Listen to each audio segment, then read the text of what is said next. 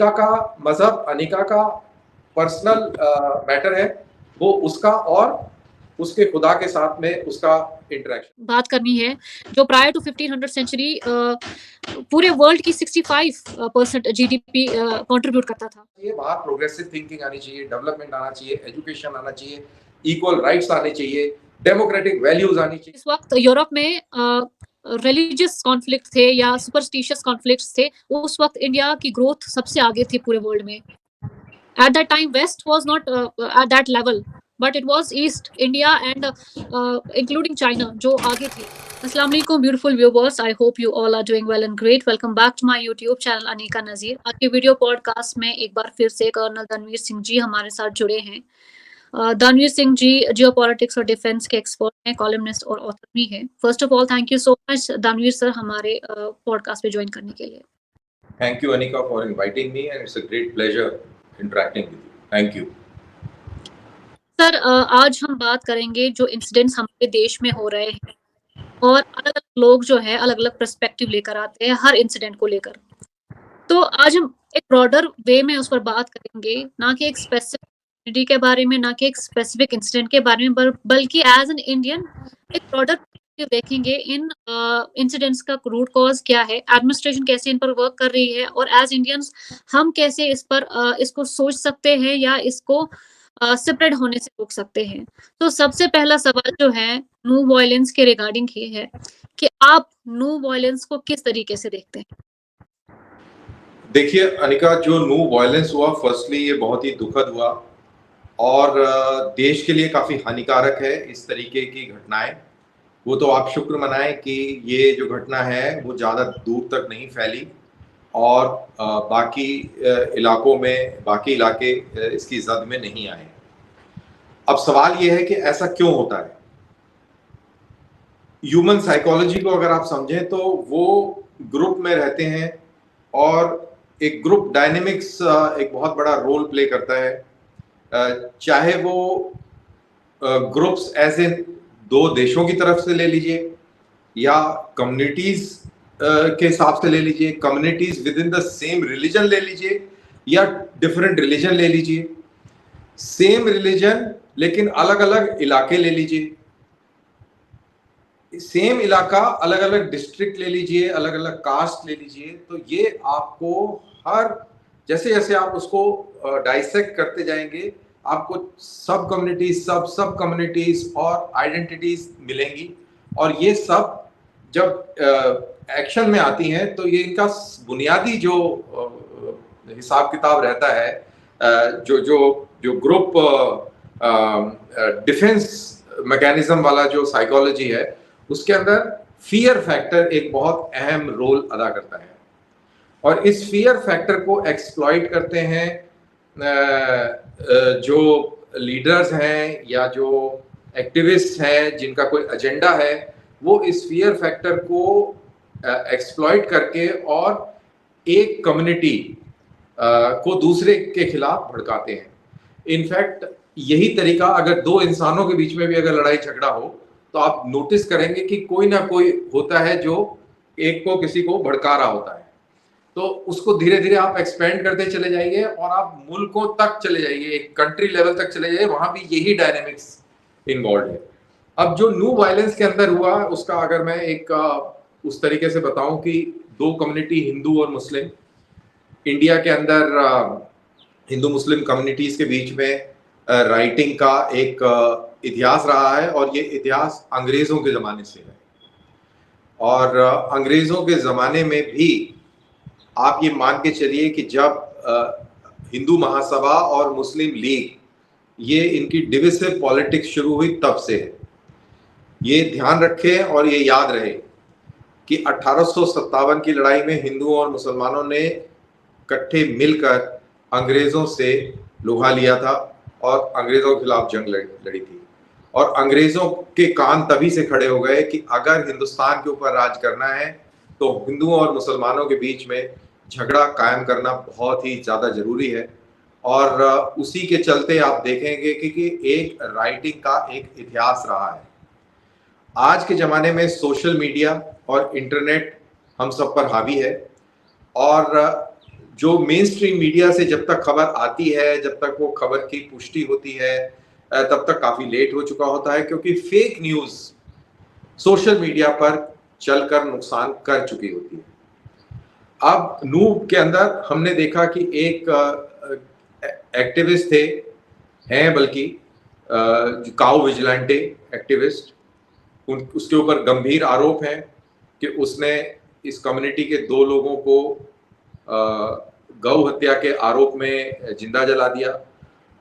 उसका एक प्रोसेशन निकलना था नू में, रिलीजियस प्रोसेशन।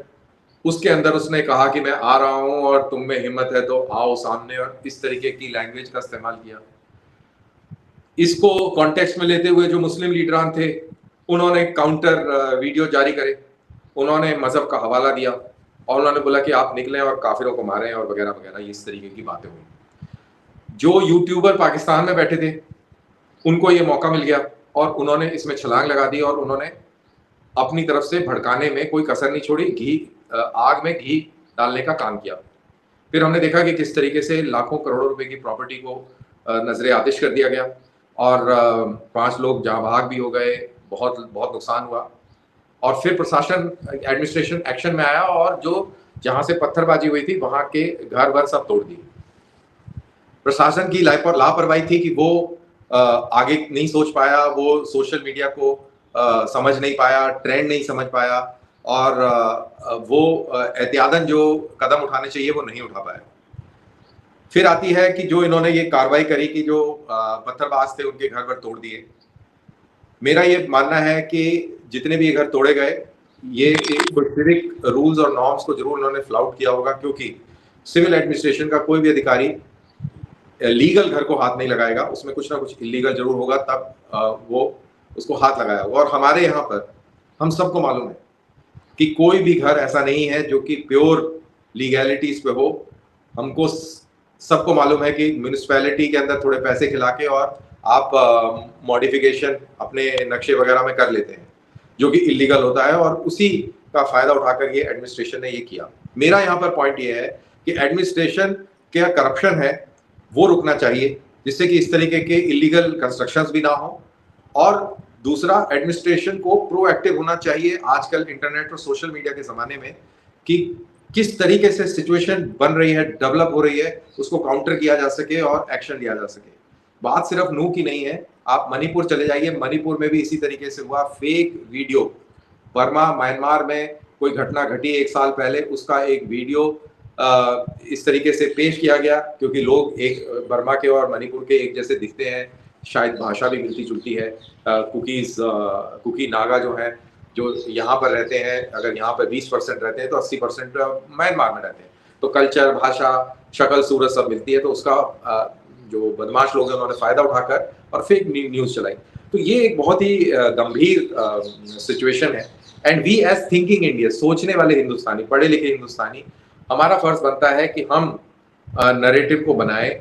और नरेटिव यही है कि भाई चाहे मणिपुर के अंदर मैथी और कुकी हो, या यूपी, बिहार, राजस्थान, दिल्ली और बाकी हिंदुस्तान के अंदर हिंदू मुसलमान हो, पंजाब में हिंदू सिख हो, और कश्मीर के अंदर गुजर, कश्मीरी, शिया, सुन्नी हो, लद्दाखी हो। ये आप ये तो नहीं कह सकते कि भाई मेरा यहाँ पे डंडा गड़ गया है, बाकी सब खत्म हो जाएंगे। कोई खत्म नहीं होगा, सब यहीं रहेंगे और आपको रहना पड़ेगा और एक साथ रहने की तमीज सीखनी पड़ेगी, और इसके अलावा कोई चारा नहीं। क्योंकि अगर आप तमीज नहीं सीखेंगे तो आपका डेवलपमेंट नहीं होगा, और आपका अगर डेवलपमेंट नहीं होगा तो आपकी आने वाली नस्लें खुशहाल नहीं होंगी। अब इसके अंदर जो पॉइंट देखने वाला है कि जो लोगों ने नू पे आता हो, जो नू के अंदर, चाहे वो मुस्लिम कम्युनिटी के लीडर हो, चाहे वो हिंदू एक्टिविस्ट हो, ना ये खुद शामिल हुए इस पूरे वायलेंस में, ना इनके भाई, बंद, भतीजे, ना इनके बच्चे इसमें शामिल हुए। और अनिका, आप और मैं, हम ये नहीं चाहेंगे कि हमारे भाई, हमारी बहनें, हमारे बच्चे इनके जैसे बने। कोई मेरे को एक बता दे, कोई कहे कि यार मेरा बेटा जो है ऐसा हो, कोई नहीं होगा, कोई नहीं कहेगा ऐसा हो। और ये लोगों के अगर आप बैकग्राउंड में जाएं, पढ़ाई लिखाई में 3rd क्लास होंगे, फेल होते रहे होंगे, अपने मोहल्ले के गुंडे बदमाश रहे होंगे, इन्होंने गुंडागर्दी करी होगी, लड़कियां छेड़ी होंगी, इन्होंने बदतमीजियां करी होंगी, बुजुर्गों के साथ में बदतमीजी करी होगी, और इस तरीके की बहुत सारी चीजें करते करते जब ये किसी लायक नहीं थे तब इन्होंने ये जरिया अपना लिया। ये जरिया अपनाकर छोटा मोटा एक्सटॉर्शन करना, गुंडागर्दी करना, और फिर अब जब कुछ है ही नहीं काम करने को और जब उनको समझ में आ गया कि यार ये ऐसे खेला जा सकता है, तो इस गलत रास्ते के जरिए पॉलिटिक्स करना, लोगों को बरगलाना और अपने आप को एक गलत तरीके से लीडर पेश करना, ये बड़ा सैड पार्ट है, बट ये एक रियलिटी है अनिका। अच्छा sir, out of all this and all these incidents, एक चीज हमेशा देखने को मिलती है कि आम लोग पिस जाते हैं उस एरियल आइडियोलॉजी की। जो ऊपर की सतह पर जो लोग हैं वो किसी कम्युनिटी से भी है, वो जो अपनी कम्युनिटी के आम लोग हैं उनको आपस में भिड़वाते हैं। अब देखिए मणिपुर में कोई हादसा हुआ तो उस हादसे को हमें मणिपुर के पर्सपेक्टिव से देखना है कि मणिपुर में क्या हुआ और वहां पे क्या होना चाहिए और एडमिनिस्ट्रेशन को किस तरीके से एक्ट करना चाहिए। लेकिन हम क्या देखते हैं कि कश्मीर में दो सेक्ट्स के बीच में उस पर लड़ाई चल रही है, राजस्थान में अलग से दो सेक्ट्स के बीच में उस पर लड़ाई चल रही है, और किसी स्टेट में उस पर अलग से लड़ाई चल रही है। ये जो स्टेट्स की लड़ाई, हम एक स्टेट की लड़ाई दूसरी स्टेट में लेकर आते हैं, इसका इम्पैक्ट कैसे हम देखते हैं? क्योंकि अगर हम इस में कंटिन्यूटी रखेंगे इस ट्रेंड में कि एक सेक्ट में अगर एक जगह पे कोई प्रॉब्लम इमर्ज हुई है तो उसमें हमेशा वो है कि प्रॉब्लम सॉल्विंग एटीट्यूड रखना है कि सॉल्व कैसे करना है। क्योंकि हमारा देश सेक्ट्स की वायलेंस के पीछे ही नहीं उनको काम करना है, हमारी यंगर जनरेशन के ऊपर हमें काम करना है, हमें हमारे इंफ्रास्ट्रक्चर के ऊपर काम करना है, हमें अपने हेल्थ सेक्टर के ऊपर काम करना है। अच्छा, इन सारी इंपॉर्टेंट चीजों को साइड में रख के हम इस बात पर पूरी एडमिनिस्ट्रेशन लग जाएगी कि कौन किस सेक्ट से है, तो ये जो हम लेकर आते हैं ये इंटरनेशनली भी हमें देखने को मिला है कि किसी और सेक्ट में कुछ डिविजन्स होते हैं एंड उन डिविजन्स को जो है हम लोग अपनी कंट्री में लेकर आते हैं। जैसे फलस्तीन और इजराइल का कॉन्फ्लिक्ट है, तो जाहिर सी बात है अलग अलग लोगों के अलग अलग विचार है, कम्युनिटी बाइसेस भी होंगे, लेकिन क्या ये जरूरी है कि उस कॉन्फ्लिक्ट को हम अपनी कंट्री में लेकर आए और आपस में लड़ने लगे? अच्छा, ऐसा दिन भी आता है कि कुछ कॉन्फ्लिक्ट्स खत्म भी हो जाते हैं लेकिन हमारे देश में हम लोग आपस में लड़ते रहते हैं।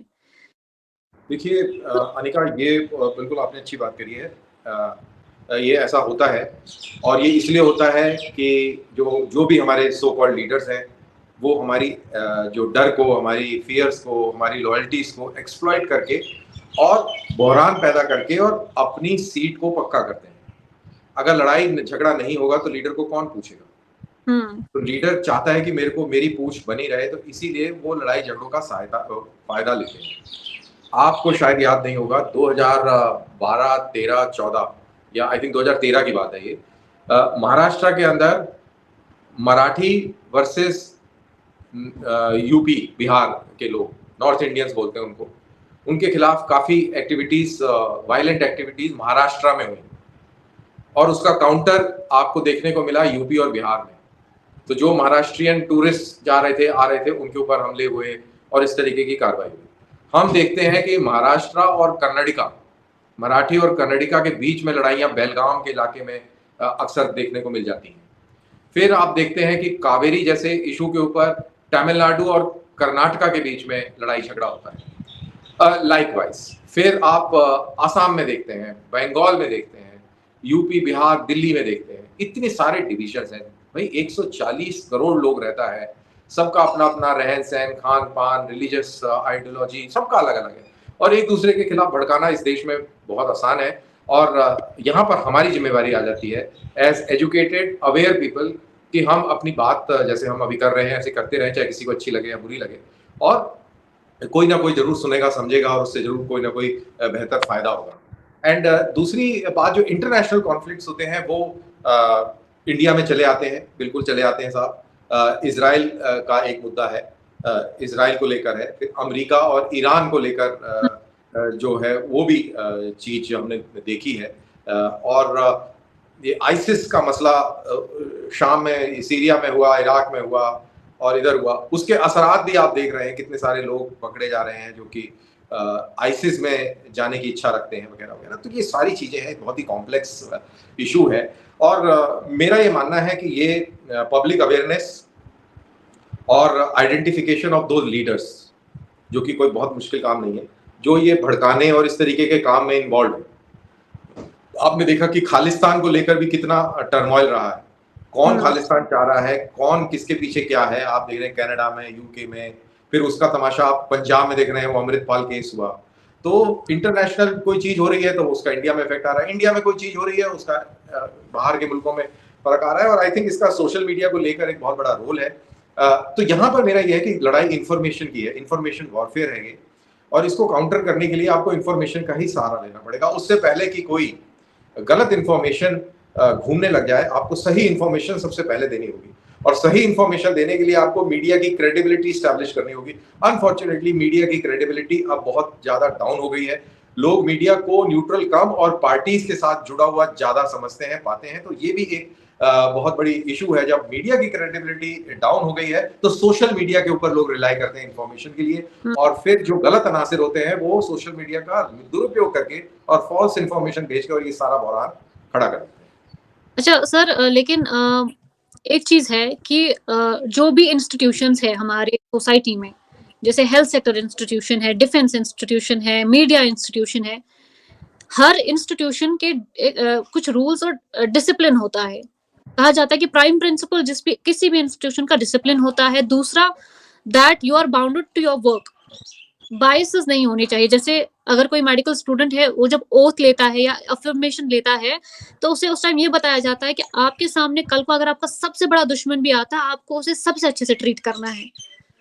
That is the authenticity of the any institution, कि आपको अपने काम से बाउंडेड रहना पड़ता है, अपनी पर्सनल आइडियोलॉजी से नहीं। यहाँ पे हम मीडिया की जब बात करते हैं, आपको क्या लगता है कि आजकल के मीडिया हाउसेस पहले से ही प्रीकंसीव्ड है और उनके में नोशंस है, प्रीकंसीव्ड नोशंस, और वो बायस्ड है एक स्पेसिफिक आइडियोलॉजी के साथ, या वो सिर्फ अपना काम कर रहे हैं और रिलायबल न्यूज ला रहे हैं? क्योंकि हम अलग अलग न्यूज पोर्टल्स देखते हैं और हर कोई स्टिक है एक आइडिया के साथ।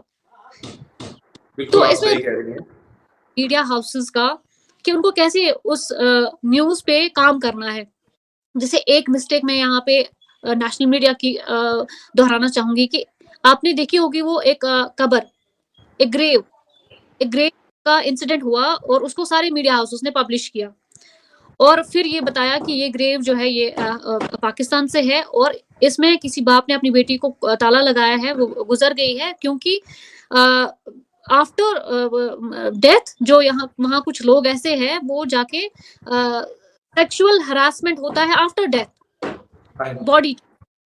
बट लेटर देन हमें उन्हीं मीडिया हाउसेस से हम देखते हैं कि वो जो ग्रेव है हैदराबाद से है और इसलिए उसको ताला नहीं लगाया गया है, जस्ट बिकॉज तो दैट वो आइडेंटिफाइड रहे ग्रेव, इसलिए लगाया गया है। अब देखिए इसी चीज को, it's not nobody is defending any other country, but ये हम अपने मीडिया हाउसेस की ऑथेंटिसिटी को देखते हैं, वो कितने रिलायबल है। या दूसरा एक सेक्ट है एक इंडिपेंडेंट जर्नलिज्म का, वो आके किसी ऐसे एरिया में घुस जाते हैं जहाँ पे ऑलरेडी वायलेंस और कॉन्फ्लिक्ट चलता है और वो वहाँ एक ही आइडियोलॉजी के साथ स्टिक रहते हैं। जैसे कुछ कश्मीर आए, जैसे रिसेंटली जब भारत जोड़ो यात्रा हुई तब भी कुछ मीडिया हाउसेस आए और वो गली गली लोगों से मिलने गए और उनसे पूछा कि कश्मीर में कैसे हालात है, और जहां से उनको नेगेटिव रेस्पॉन्स मिला उन्होंने वही पब्लिश किया। जो पॉजिटिव रिस्पॉन्स उनको मिला उसे उन्होंने पब्लिश नहीं किया, वो लेटर ऑन फिर बाकी सोर्सेज के जरिए से बाहर आया कि दोनों मिक्स्ड रिएक्शन आए हैं कश्मीरियों की तरफ से। तो इन मीडिया हाउसेस का क्या रोल रहता है? अगर क्योंकि ये सबसे इन वायलेंसेस में सबसे बड़ा रोल जो है यही मीडिया हाउसेस प्ले कर रहे हैं।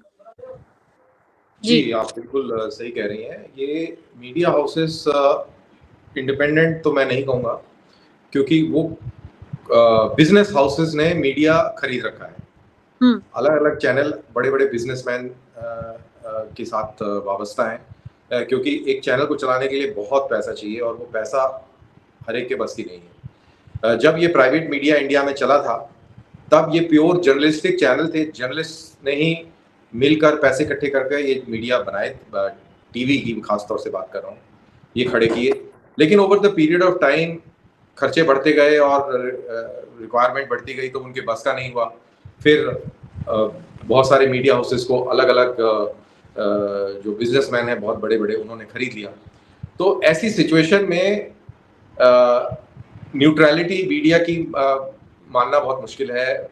एजेंडा फिर लाजमी है कि एजेंडा चलेगा, लेकिन अभी भी कुछ मीडिया ऐसा जरूर है जो कि प्योर जर्नलिस्टिक स्टैंडर्ड्स पर बेस्ड है, उसमें बिजनेसमैन का कोई रोल नहीं है और जर्नलिस्ट द्वारा ही चलाया बनाया गया वो मीडिया है। और मेरे को इस बात से कहने में अच्छा लगेगा कि एक आज तक है और एक एबीपी न्यूज़ है, ये दो न्यूज़ चैनल हैं जो प्योर जर्नलिस्टिक वैल्यूज़ के ऊपर बने हुए हैं। अब इसके बाद जर्नलिस्ट की बात करें तो majority of the journalist neutral हैं, लेकिन जिस संस्थान में वो काम कर रहे हैं, जिस ऑर्गेनाइजेशन में काम कर रहे हैं, उस ऑर्गेनाइजेशन की लाइन आपको लेनी पड़ेगी। एंड जैसा कि मैंने बताया कि ज़्यादातर मीडिया, मैं तो सिर्फ 2 ही टेलीविज़न की बात करी, जो बाकी हैं वो किसी ना किसी किसी बिजनेस हाउस के साथ जुड़े हुए हैं और फिर वो प्रोपेगेंडा टूल बन जाते हैं। जहाँ तक फेक न्यूज़ का सवाल है, यू आर एब्सोल्युटली राइट। वो जो कब्र वाली जो स्टोरी थी वो बड़ा सैड स्टोरी थी और किसी ने उसकी तस्दीक नहीं करी और बगैर तस्दीक करे just to demonise a particular community, गलत मंशा से वो चलाई गई एंड दैट इज रॉन्ग। इसीलिए मैं ये कहता हूँ कि media has to be super sensitive, media has to be pro people and media has to always ask questions from the government, questions from the business houses, questions from the communities, blah blah blah blah. So media का बहुत बड़ा role है। Media itself is undergoing a very major crisis and evolution as of now, as on date, and I think आने वाले समय में ये settle होगा। But at the same time, जैसे अनिका आपने कश्मीर की उसका हवाला किया भारत जोड़ो के टाइम का, कि एक मीडिया ने एक पर्टिकुलर किस्म की रिपोर्ट्स पब्लिश करी, लेकिन बाद में फिर वो दूसरे मीडिया हाउसेस से वो मतलब उन्होंने उसका काउंटर वो पब्लिश किया। तो ये भी एक अच्छी बात है कि अलग अलग लोग हैं, देयर इज फ्रीडम कि आप जाइए और अपना काम करिए, तभी आप एक फेक न्यूज़ या एक नैरेटिव को काउंटर कर सकते हैं। लेकिन पॉइंट यहाँ पर ये है कि जब तक वो काउंटर होता है तब तक देर हो चुकी होती है। मेरा पॉइंट यहाँ पर ये है। और इस तरीके का हमने आलम कोरोना के टाइम में भी देखा था, लोगों को डराने में और ये सब करने में बड़ा रोल रहा। मीडिया भी सेंसेशनलाइज कर देता है, ओवर सेंसेशनलाइज कर देता है और कहीं ना कहीं जैसा मैंने बोला कि मीडिया भी इवॉल्व कर रहा है और इस एवोल्यूशन के दौरान it will take time, but I am very hopeful कि आने वाले टाइम में ये और स्ट्रांग होगा और काफ़ी स्ट्रिंजेंट रूल्स सरकार लेके आएगी। क्योंकि अगर देश के अंदर मीडिया आज़ाद नहीं रहेगा, मीडिया न्यूट्रल नहीं रहेगा, मीडिया की तरह काम नहीं करेगा, तो वो हमारी डेमोक्रेसी के लिए फ़ायदेमंद नहीं है, मेरे और आपके लिए फ़ायदेमंद नहीं है। बिल्कुल सही कहा आपने सर कि मीडिया का फ्री होना भी बहुत ज़रूरी है, लेकिन इस फ्रीडम ऑफ स्पीच के चक्कर में जो हम न्यूज़ सोर्स ऑफ इंफॉर्मेशन लेते हैं वो अलग अलग होते हैं। बहुत टाइम हम देखते हैं कि वो एक दूसरे से मैच ही नहीं करते हैं। एक मीडिया हाउस से एक न्यूज़ आती है तो दूसरे मीडिया हाउस से दूसरी न्यूज़ आती है, और वो एक रोल प्ले करता है हमारी सोसाइटी में कि हम सोर्स ऑफ इंफॉर्मेशन जब लेते हैं तो फिर हम हमारे अंदर जो वो रिलायबल समझने की किसी भी मीडिया हाउस को, वो सलाहियत, हम कंफ्यूज हो जाते हैं, अब ये सही है या वो सही है, क्योंकि हमें 2 तस्वीरें दिखाई जाती है। तो एक आम इंसान के लिए भी ये मुश्किल हो जाता है, और फिर वहाँ पे ये चीज़ भी आती है कि फिर हमें हमारे विद इन द बायसेस जो होते हैं वो अलाइन करते हैं न्यूज़ के साथ, कि मेरे विद इन द बिकॉज़ मैं एक आम इंसान हूँ, बाकी लोग आम इंसान हैं, वो ज़िंदगी की भाग-दौड़ में हैं। तो वो उस कहीं न कहीं वो उस डेप्थ से दूर है कि मुझे डिस्टिंग्विश कैसे करना है। तो जब वो 2 न्यूज़ देखते हैं तो उनका अलाइनमेंट कहाँ जाता है? अपने बायसेस के साथ, और वो हमारी सोसाइटी रिफ्ट पैदा कर सकते हैं या करते भी हैं। तो what are your thoughts on that कि सोर्स ऑफ इंफॉर्मेशन पे हमें कैसे वर्क करना चाहिए as a society, not as a media houses क्या कर रहे हैं, हम तो मीडिया हाउसेस को जाके नहीं बताएंगे आपको कैसे न्यूज़ प्ले करनी है, but as individuals, as common citizens, हमें रिएक्ट कैसे करना है सोर्स ऑफ इंफॉर्मेशन की तरफ। देखिए, मेरा ये मानना है कि correct source of information is the government source of information. और मैं यहाँ पर अमेरिकन मॉडल की बात करूँगा। अमेरिका के अंदर रोज सवेरे हर एक डिपार्टमेंट की तरफ से प्रेस ब्रीफिंग होती है। All the departments give their press briefings every day in the morning, और वहाँ पर जर्नलिस्ट बैठे होते हैं, वो सवाल जवाब पूछ करते हैं, जो भी कोई नुमाइंदा ब्रीफिंग दे रहा है, चाहे वो नेशनल लेवल पे हो, चाहे वो स्टेट लेवल पे हो, there is always a brief. तो जब करेक्ट इंफॉर्मेशन डिसेमिनेट होगी तो उस पर अटकलबाजी नहीं होगी, गैस वर्क नहीं चलेगा, और रिपोर्टिंग फिर उसी हिसाब से होगी, और आपके अंदर जो बदमाशी करने का जो रूम है वो खत्म हो जाएगा, क्योंकि सोर्स से ही आपको सही चीज पता लग गई। तो ये वाला सिस्टम हमको लाना पड़ेगा अगर हमें फेक न्यूज, फेक नैरेटिव और इस सब को काउंटर करना है। मैंने जैसे पहले बोला कि इंफॉर्मेशन वॉरफेयर का जमाना है, ये इंफॉर्मेशन का जमाना है, और फेक इंफॉर्मेशन को आप सही इंफॉर्मेशन से ही कत्ल कर सकते हैं, खत्म कर सकते हैं, करेक्शन। और ये जिम्मेवारी सरकार की है, स्टेट की है कि वो करेक्ट इंफॉर्मेशन दे, और करेक्ट इंफॉर्मेशन इंसिडेंट होने के बाद ना दे, करेक्ट इंफॉर्मेशन पहले दे, जिससे कि आप किसी और को चांस ना दें कि गलतफहमी से वो कुछ एक कहानी बना के और लोगों को बेवकूफ बना दे। तो इसमें गवर्नमेंट का बहुत ही मेजर रोल रहेगा आने वाले समय में। आई होप कि इसके ऊपर कोई ध्यान दे। अच्छा सर, एक और आखिरी सवाल, जो हम वायलेंस की बात कर रहे थे, वायलेंस में अब जब हम बोलते हैं कि हमें एक साथ रहना है, चाहे हम लड़े एक दूसरे के साथ या कटे, कोई सेक्ट इस कंट्री से बाहर नहीं जाने वाला है, हमने एक दूसरे के साथ ही रहना है। अब हमें लड़ के रहना है या मिलजुल के रहना है, दैट डिपेंड्स अपॉन अस। मगर हम जो देखते हैं कि ज्यादातर मजहब के ऊपर बात होती है। मजहब हम देखते हैं कि कहीं ना कहीं रूट कॉज है। एज एन इंडिविजुअल मुझे ये पसंद नहीं है कि मैं हर चीज को कम्युनल एंगल दूं, बट कहीं ना कहीं जब हम देखते हैं there is a communal angle in every incident. लेकिन उस कम्युनल एंगल को हम कैसे कम कर सकते हैं हमारी सोसाइटी में? जैसे कुछ इंसिडेंट्स हुए तो बहुत सारे लोग आके कहते हैं कि मुस्लिम ने किया, या बहुत सारे लोग आके कहते हैं कि हिंदू ने किया। तो उस कम्युनल एंगल को हम खत्म कैसे कर सकते हैं? क्योंकि अब बहुत सारे जो प्रैक्टिसिंग हिंदूज है वो रिजिड हिंदूज है, मतलब अपने मजहब को अच्छे से प्रैक्टिस करते हैं। लाइकवाइज जो मुस्लिम्स है वो रिजिड मुस्लिम्स है और स्ट्रिक्टली फॉलो करते हैं अपने मजहब को। तो इन दो आइडेंटिटीज के अलावा हमारी सबसे बड़ी आइडेंटिटी जो है वो है हम इंडियंस है। तो ये जो सेक्युलरिज्म हम जब कहते हैं तो फिर हमें ये बर्दाश्त होना चाहिए कि ये हिंदू है तो ये मेरे बगल में रहता है तो मुझे इसके भजन से प्रॉब्लम नहीं होनी चाहिए। अगर ये मुसलमान है तो ये मेरे बगल में रहता है तो मुझे इसकी अजान से प्रॉब्लम नहीं होनी चाहिए। तो इस चीज को हम कैसे मतलब डिस्टिंग्विश कर सकते हैं? एंड इसके चलते जो है आता है वो हाफ सेक्युलरिज्म। देखिए, एक हिंदू हिंदू हो सकता है और एक मुसलमान मुसलमान हो सकता है, लेकिन दोनों को अगर हम जोड़ते हैं तो ये इंडियंस है। तो फिर आता है लेकिन एक और सवाल, हाफ सेक्युलरिज्म। अगर आप सेक्युलर हो तो फिर आपको ये जो मैंने पहले एग्जांपल कही, तो फिर मुझे भजन से प्रॉब्लम नहीं होनी चाहिए, हिंदू से प्रॉब्लम नहीं होनी चाहिए, या हिंदू को मुसलमान से, या सिख को हिंदू या मुसलमान से। ये जो हाफ सेक्युलरिज्म है, या कोई बेनिफिट भी हमारी कंट्री के लिए सोचा जाता है। जैसे छोटी सी एग्जांपल है यूनिफॉर्म सिविल कोड की। जब यूनिफॉर्म सिविल कोड आता है तो मैं एज अ कम्युनिटी कहती हूँ कि नहीं, यूनिफॉर्म सिविल कोड नहीं आना चाहिए। फिर मैं कहती हूँ कि मैं इंडियन हूँ। तो ये जो हाफ सेक्युलरिज्म है वो भी एक हमारी कंट्री में प्रॉब्लम है, जिसे हमें सॉर्ट करना है कि या तो आप सेक्युलर हो या तो नहीं हो। इसको मैं ऐसे करूंगा, अगर सेकुलरिज्म की डेफिनेशन देखें, जो वेस्टर्न जो इंग्लिश उसका मतलब है वो ये है कि किसी धर्म को नहीं मानता।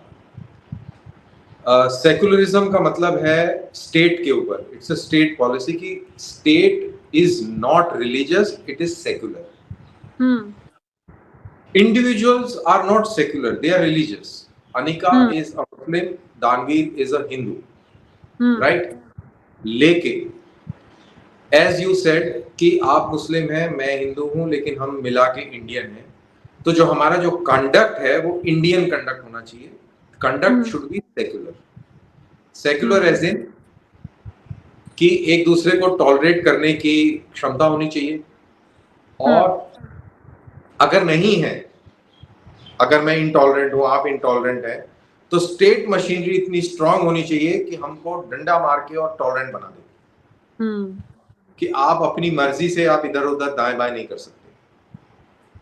जहां तक यूनिफॉर्म सिविल कोड का सवाल है, मेरा पर्सनल ये मानना है कि यूनिफॉर्मिटी ऑफ लॉ होना चाहिए, one country and too many laws नहीं होने चाहिए। और जो देखिए सबसे ज्यादा जो इम्पैक्ट कर रहा है जो यूनिफॉर्म सिविल कोड, वो मुस्लिम्स को इम्पैक्ट कर रहा है, क्योंकि कॉन्वर्सेशन उसी टाइप का है। अगर इंडिया के अंदर मुस्लिम्स को इशू है यूसीसी को लेकर, तो वही मुस्लिम जब अमेरिका जाता है, यूके जाता है, फ्रांस जाता है, वहां की सिटीजनशिप लेता है, तो वहां के लॉ को एक्सेप्ट कर लेता है, वहां पे कोई कष्ट नहीं है। लेकिन यहाँ पर ये कष्ट है, क्योंकि फिर अगेन लीडर्स वो वाला है। और जो व्यूअर्स इस प्रोग्राम को देख रहे हैं, आपसे गुजारिश है कि आप बांग्लादेश के अंदर हिंदू लॉ को आप पढ़ें। आपको हैरानी होगी कि वहां पर हिंदू लॉ क्या है, और हिंदू लॉ को बदली करने के लिए बांग्लादेश सरकार ने बहुत प्रयास किया है और वो विफल है। अगर आप ये साइकोलॉजी समझ जाएंगे, साइकोलॉजी ऑफ अ माइनॉरिटी, तो आपको ये यूसीसी और यूसीसी से चलने वाले विवाद को आप समझ जाएंगे। और यूसीसी का विवाद अगर आपने समझना है, तो आप बांग्लादेश हिंदूज का लॉ पढ़िए।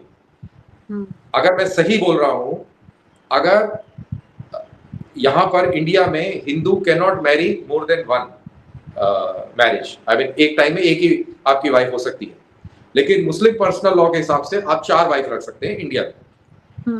बांग्लादेश में एज ए हिंदू आप कितनी भी शादी कर सकते हैं, कोई लिमिट नहीं है। और वहां पर वहां की सरकार ने इस चीज को रिफॉर्म करने की कोशिश करी है, वो असफल रही है। इंडिया में एक हिंदू लड़की को इक्वल प्रॉपर्टी राइट है, इंडिया में मुस्लिम लड़की को इक्वल प्रॉपर्टी राइट नहीं है। वहीं बांग्लादेश में मुस्लिम लड़की को इक्वल प्रॉपर्टी राइट है, लेकिन हिंदू लड़की को इक्वल प्रॉपर्टी राइट नहीं है, क्योंकि वहां पे हिंदू लॉ लगा हुआ है। और हिंदू लॉ को जब भी ठीक करने की कोशिश करी है, तो हिंदू कम्युनिटी के लोग खड़े हो जाते हैं कि ये माइनॉरिटीज की राइट है, फला है, ढिमकाना है। मैंने आपको ब्रॉडली बताया है, एग्जैक्ट डिटेल्स आप इंटरनेट पे जाएंगे, गूगल का जमाना है, करिए और वो चेक करिए। जो मैंने इन्फॉर्मेशन हो सकता है छोटी मोटी इधर उधर हो, बट मोटा मोटी जो मैं बता रहा हूँ बिल्कुल एग्जैक्ट है। तो ये चीज अगर आप समझ जाएंगे, ये 3 चीजें, Hindus in India, Hindus in Bangladesh, Muslims in India, Muslims in Bangladesh, जैसे 3 तलाक का मैटर है। इंडिया के अंदर ये बहुत सेंसिटिव इशू हो गया, लेकिन पाकिस्तान, बांग्लादेश और अरब वर्ल्ड में 3 तलाक is not there, it is illegal. लेकिन इंडिया में इट वाज लीगल, उसके पीछे इतना तमाशा हुआ। तो ये माइनॉरिटी की साइकोलॉजी समझना बहुत ज्यादा जरूरी है टू अंडरस्टैंड दिस। और माइनॉरिटीज के अंदर, चाहे किसी भी रिलीजन की माइनॉरिटीज हो, सिख्स हो, पारसीज हो, वगैरह वगैरह, एनीवन फॉर दैट मैटर, उसके अंदर कॉन्फिडेंस दिलाना बहुत जरूरी है। और वो कॉन्फिडेंस सरकार दिला सकती है, लीडरशिप दिला सकती है। That is the only way. अगर हम आज से 50 साल के बाद का हिंदुस्तान देखें, तो हमें ये सारा तमाशा क्लोज करना पड़ेगा। हम सबको एक साथ एक पेज पे आना पड़ेगा। अनिका का मजहब, अनिका का पर्सनल मैटर है, वो उसका और उसके खुदा के साथ में उसका इंटरेक्शन है। इसी तरह मेरा मजहब मेरा है, और मेरा खुदा के साथ में, भगवान के साथ में क्या इंटरेक्शन है, वो मेरा प्रॉब्लम है। वो बाहर वाले किसी के साथ वाला इशू नहीं है, और वो आना भी नहीं चाहिए। That is what should be the aim. और बाहर क्या आना चाहिए? बाहर प्रोग्रेसिव थिंकिंग आनी चाहिए, डेवलपमेंट आना चाहिए, एजुकेशन आना चाहिए, इक्वल राइट्स आने चाहिए, डेमोक्रेटिक वैल्यूज आनी चाहिए, सिविक सेंस आना चाहिए, सिविल सोसाइटी के गुड नॉर्म्स आने चाहिए। तो इस तरीके से ये पूरा काम होना चाहिए। बिल्कुल सही कहा आपने सर कि हमें फोकस इकोनॉमिक ग्रोथ पे करने की जरूरत है। जो हमारी economic growth prior to 1500 century थी, India including China was the hub of manufacturer hub of the world. हमारे पास we had the best universities, best roads, best administration. हमें उसी इकोनॉमिक ग्रोथ पर बात करनी है, जो प्रायर टू 1500 सेंचुरी पूरे वर्ल्ड की 65% जीडीपी कंट्रीब्यूट करता था। डिक्लाइन किन रीजन से हुआ उन पर हम नहीं जाएंगे, बट हमें राइज करना है उसी तरीके से। जिस वक्त यूरोप में रिलीजियस कॉन्फ्लिक्ट थे या सुपरस्टिशियस कॉन्फ्लिक्ट्स थे, उस वक्त इंडिया की ग्रोथ सबसे आगे थी पूरे वर्ल्ड में। At that time west was not at that level, but it was east India and including China जो आगे थे दुनिया में, इकोनॉमिक ग्रोथ जिनकी अच्छी थी। तो उसी इकोनॉमिक ग्रोथ पे हम as individuals and as Indians काम करेंगे, और हमारी जो बाकी आइडेंटिटीज है उनको हम साइड में रखेंगे, क्योंकि जब देश को आगे ले जाना, अपनी फैमिली को आगे ले जाना, आपको ले जाना है आगे, तो फिर हमें कलेक्टिव थॉट के साथ चलना है। ये जो हमारे डिवाइडेड अपने अपने थॉट्स है, इनसे हम आगे नहीं चल सकते, बिकॉज आप सबने वो स्टोरी बचपन में, उसी स्टोरी से अपने बचपन की शुरुआत की होगी कि united we stand and divided we fall. The moment जब हम एक दूसरे से अलग हो जाएंगे, we will be easy to be divided हर किसी इंसान के लिए। और आजकल दुनिया से ग्रो कर रही है कि वो चाहती है कि कहाँ पे हम अटैक करें, इसको हम अपने इन्फ्लुएंस के अंदर ले। तो इंडिया विश्व गुरु रहा है, इंडिया का की एक हिस्ट्री है, तो हम किसी के इन्फ्लुएंस में नहीं आ सकते, बल्कि हमें अपना इन्फ्लुएंस पूरी दुनिया में डालना है। So it was a very enlightened discussion with you sir. Thank you so much for joining my podcast. आगे भी आपसे बात करने की पूरी कोशिश करेंगे। Thank you so much. Thank you, Anika. It was a great pleasure talking to you. Thank you very much. Jai Hind. जय हिंद।